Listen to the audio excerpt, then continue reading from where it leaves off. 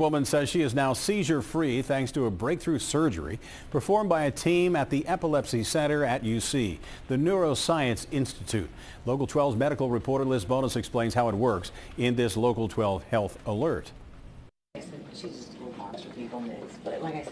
Cindy Kelly says it's been more than a decade, but she can still recall the first time she ever had a seizure. It just kind of came out of nowhere, and at first, you just don't really know what happened. Doctors diagnosed her at that time with epilepsy, but in spite of all the medications that she has tried, the seizures have continued. How often? Some were worse than others, but probably weekly. So Dr. David Ficker, a neurologist who specializes in epilepsy, decided recently it was time to take a closer look at Cindy's brain.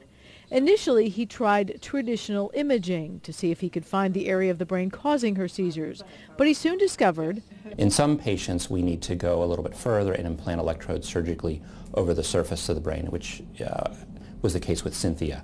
And she had brain mapping and seizure mapping with implanted electrodes to determine the precise location of her seizures. So it sounds like the secret to effective treatment for her is actually successful mapping. When we're evaluating someone for surgery, the goal is to take out just the part of the brain that is producing seizures and not normal parts of the brain. So in a delicate surgery much like this one, Ficker's team found out that they were able to do just that. They found the abnormal part of the brain that the mapping had pinpointed as causing Cindy's seizures, and they delicately removed it.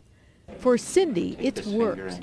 I can't believe how great I feel, only after a month. For the first time in 12 years, Cindy has gone 30 days, not just seizure-free, but she says actually feeling good and able to do stuff, as opposed to just sitting at home feeling tired. I can't believe how much better I feel already.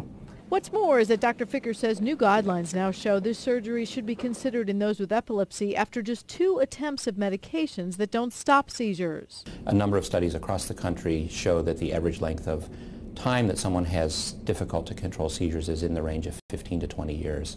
We think that's too long. Right. Cindy Kelly agrees. She says she has a part of her life back, and more than anything is looking forward to being able to be in a sense normally and be able to do things that people take for granted every day. At the Epilepsy Center at the University of Cincinnati Neuroscience Institute, Liz Bonis, Local 12 News. And part of the reason Cindy wanted to share her story is that she found out about this surgery at a free seminar last year. The UC Epilepsy Center is holding another one of those this Saturday from 8:30 until 12:30 at the Drake Center. You can find out more and register by calling them. 513-558-5440 is the number, or you can visit local12.com, click on the red Get It button there, and that'll take you where you need to be.